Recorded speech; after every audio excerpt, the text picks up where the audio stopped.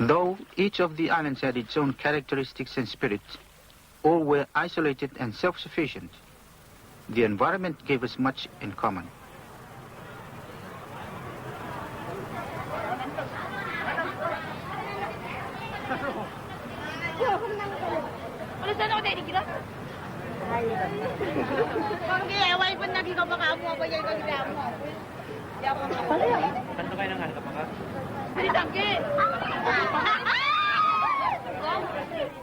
As Taro became the seat of government and the commercial center for the group, it has developed on urban lines, while the other islands, in spite of increased communications, have developed slowly and have kept more of our old way of life.